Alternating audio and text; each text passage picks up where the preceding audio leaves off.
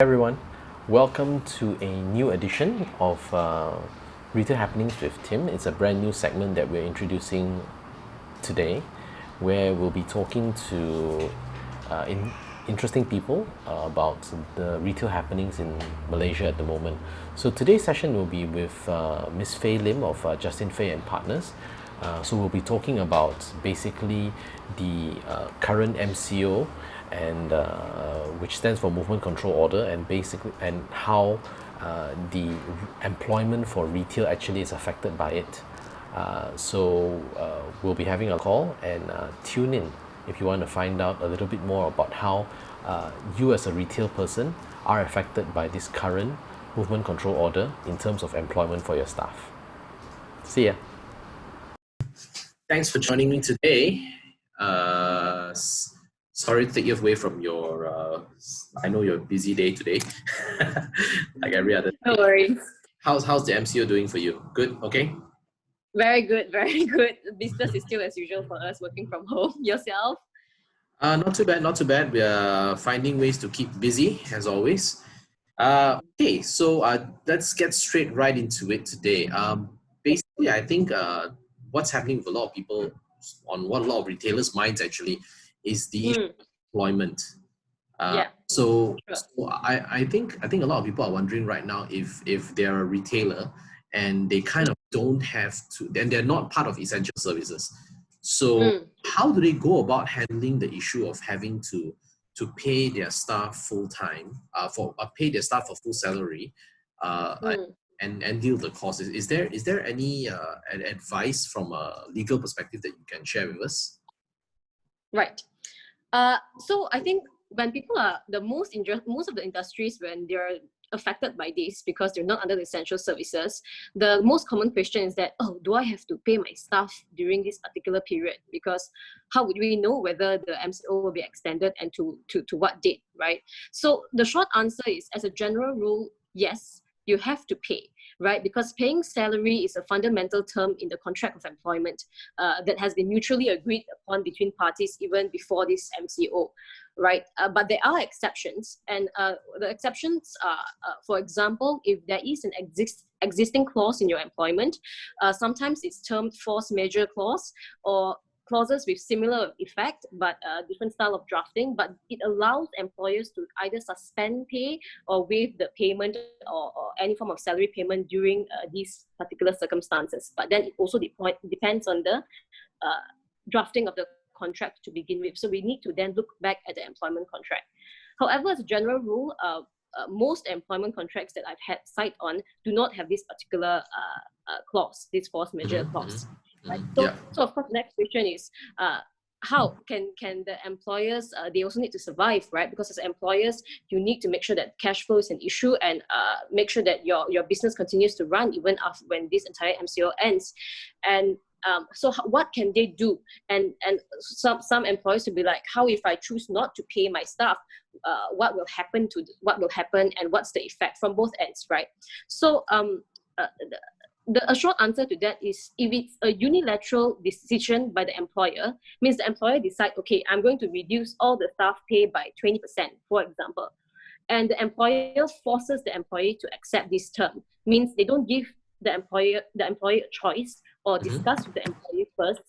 What the employee can view it is that it's a fundamental breach of this employment agreement, and they can deem themselves to be constructively dismissed and leave the employment by giving notice and bring a complaint against the employer for wrongful termination, right? So, yeah, and that can be very severe, because once someone brings a claim and is successful, you can claim up to 24 months of their back wages, contractual bonus, etc. Right? So it can come up to quite a fair bit.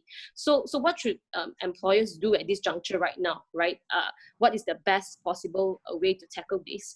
And the best option is actually, for the employer, what they should do is to discuss with the employees to consider a reduction in the pay cut due to the circumstances, or any other way, such as maybe taking unpaid leave. But it must be a discussion, and there must be an agreement, a consensual agreement from the employee itself. So that's important, yeah, team.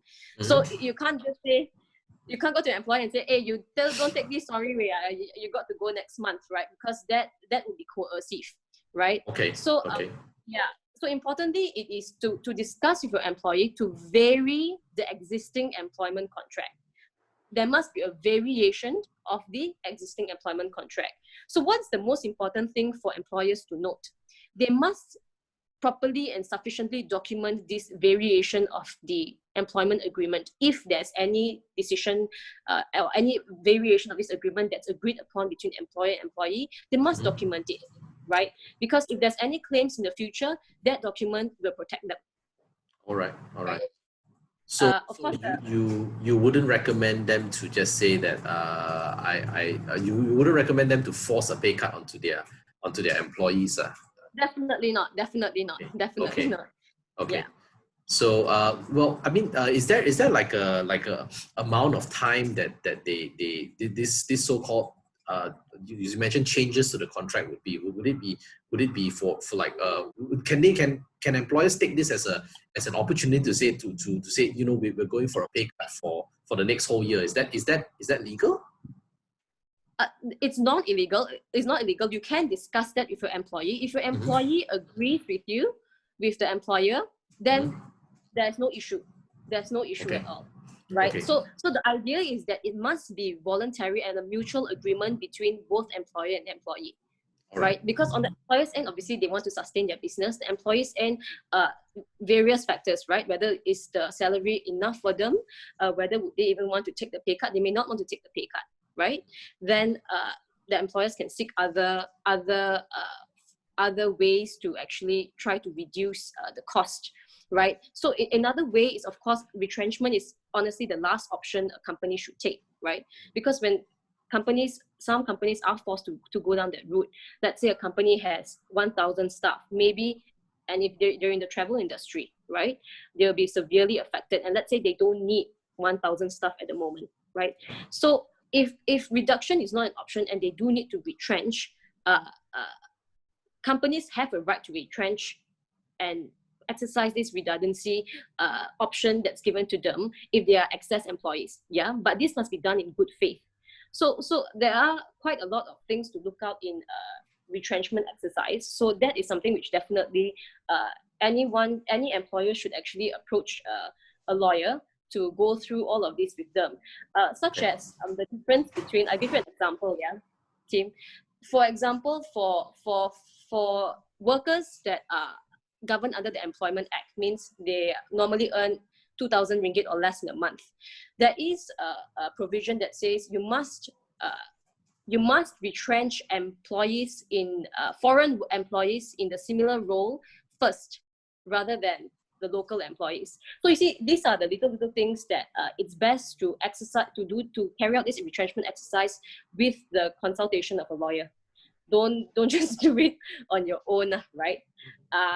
And importantly, you know, for this retrenchment exercise, there is this golden principle or this rule that last in, first out, right? So last in, first out means if you are in one specific role, let's say you have 5 accountants in your company right now, Tim, and that's you. And out of the 5 accountants, they do somewhat the same role, but you need now only with all this MCO, you can only pay 2 or 3, and you think that because you have less work, you don't need so many account staff, so you only need maybe 3. So technically, 2 you don't need 5. So you want to retrench 2.